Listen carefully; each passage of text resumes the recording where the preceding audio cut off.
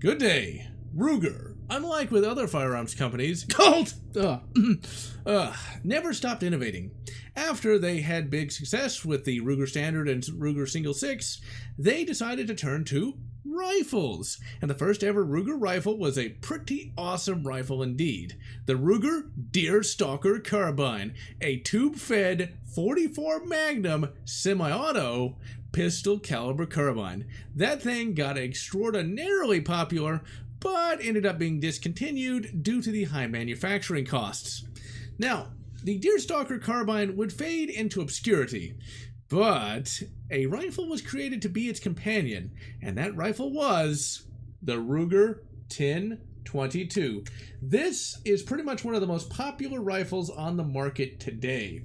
The 1022 has sold quite a few units since its release in 1964. And what you got here is a pretty damn good rifle indeed.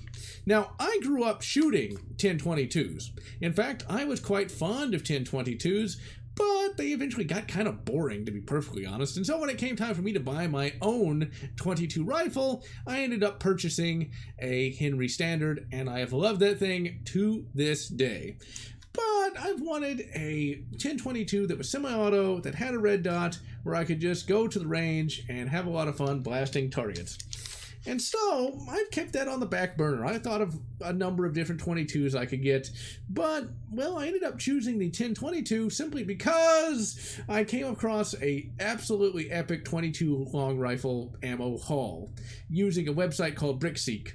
BrickSeek is where you type in a product name and you put in your zip code and it'll find a store nearest you.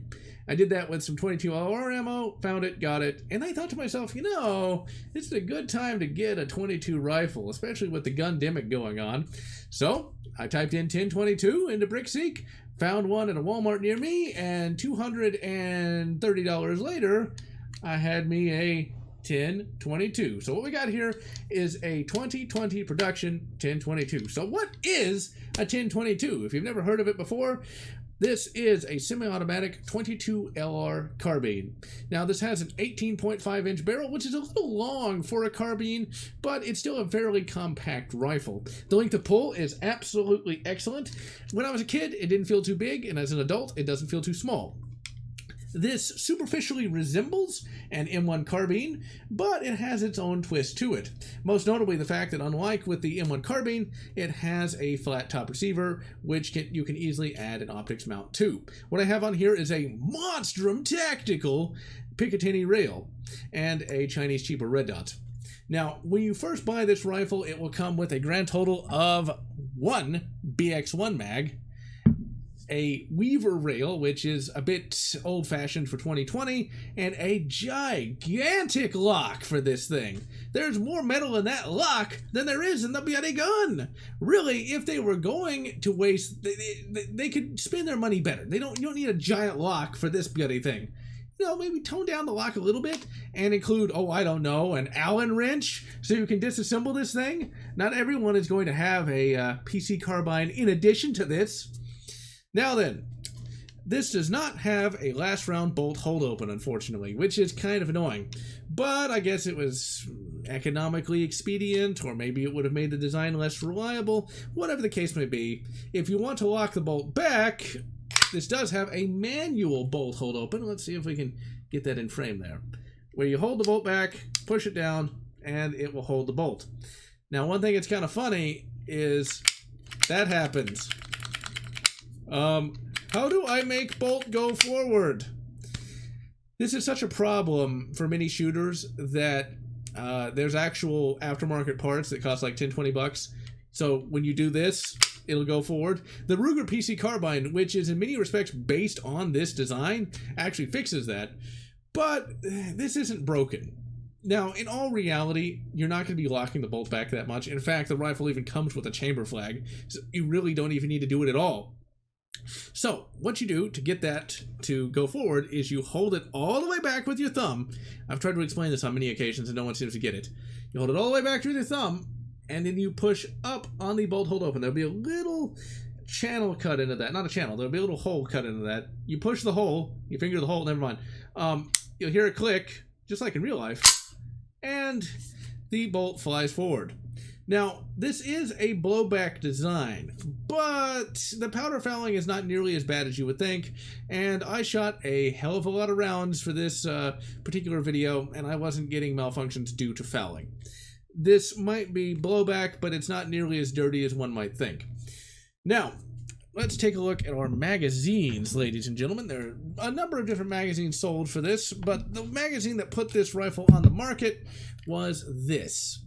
This is the BX1. Now, this is a ex post facto name for this particular rifle, or for this particular magazine. When this was released, this was all that was. When this rifle was released, this was all there was.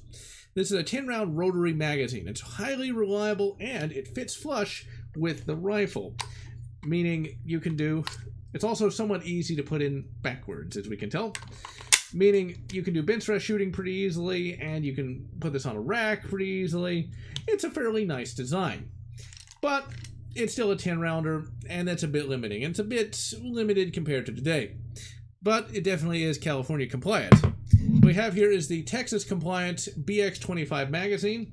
This is a single stack magazine that has a dubious reputation.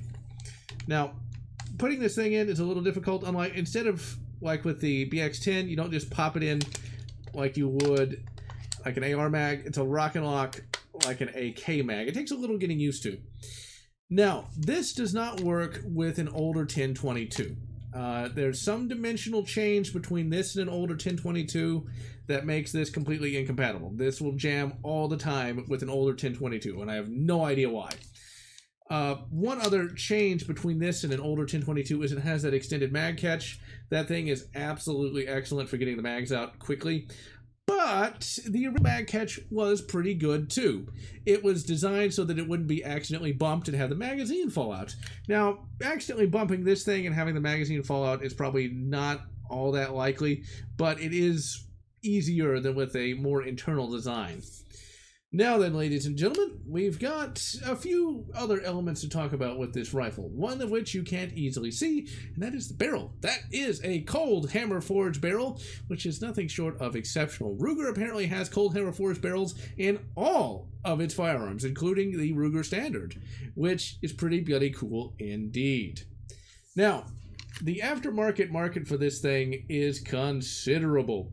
This thing superficially resembles a M1 carbine. Well, if you want to go from superficial to actual, you can get a stock set that will make this thing look exactly like an M1 carbine. It even has a little sleeve that you can use for this to have it look like an M1 carbine magazine. You can also get a stock set that'll make this thing look like a G36 with, once again, a little sleeve for this mag so it'll look exactly like a G36 mag, which is pretty bloody cool. For me, I like its unique design. It's a interesting fusion of standard hunting rifle and M1 carbine, which I think is just neat all on its own. Now, today, ladies and gentlemen, we're going to be taking this out to the 25-yard pistol range. We're going to be shooting ammo from two different ammo manufacturers. We're going to be shooting Winchester M22, and we're going to be shooting CCI Blazer. That CCI Blazer is over 15 years old. It's probably almost old enough to vote. And that's what I like to do to really test reliability in 22 LR semi-automatic firearms. Because if it can eat that, it can eat anything. So with that, ladies and gentlemen, let's pop in our Texas compatible mag and have some fun.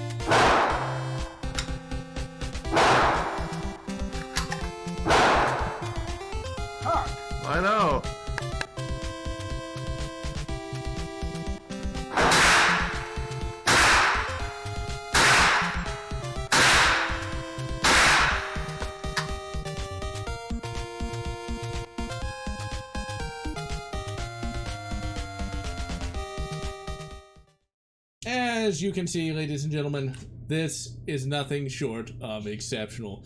The reliability was amazing, especially since that ammo seemed to be especially crappy. It sounded like we were shooting fireworks out of this thing.